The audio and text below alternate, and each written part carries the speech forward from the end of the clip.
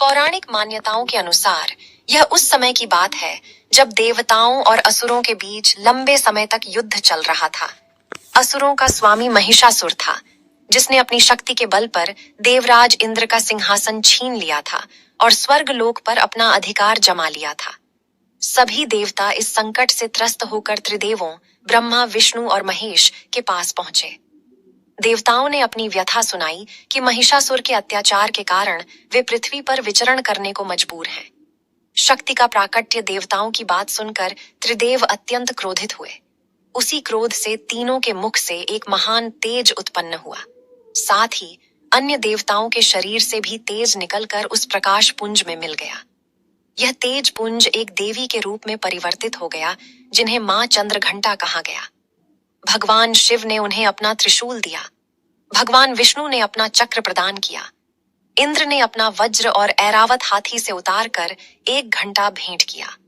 इसी प्रकार अन्य देवताओं ने भी उन्हें अपने अस्त्र शस्त्र और शक्ति दी। महिषासुर का संहार मां चंद्रघंटा जब युद्ध के मैदान में पहुंची तो उनके विशालकाय रूप और उनके घंटे की भयानक ध्वनि को सुनकर महिषासुर की सेना कांप उठी। मां के 10 हाथों में सुसज्जित अस्त्रों ने दानवों का विनाश करना शुरू कर दिया। मां के वाहन सिंह की दहाड़ और उनके घंटे की टंकार ने असुरों को मूर्छित कर दिया।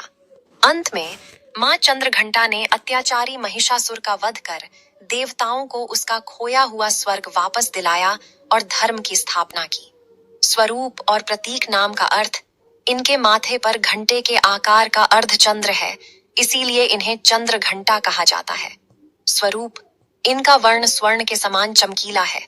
इनके 10 हाथ हैं, जिनमें खड्ग, बाण, त्रिशूल, धनुष और गदा जैसे अस्त्र हैं। वाहन मां सिंह शेर पर सवार रहती हैं, जो वीरता का प्रतीक है। महत्व मां चंद्रघंटा की पूजा करने से भक्तों में साहस और निर्भयता आती है। जहां एक ओर मां दुष्टों के लिए अत्यंत भयानक हैं, वहीं अपने भक्तों के लिए वे परम शांत और सौम्य हैं। इनकी उपासना से मणिपुर चक्र जागृत होता है और साधक को आध्यात्मिक शक्ति प्राप्त होती है।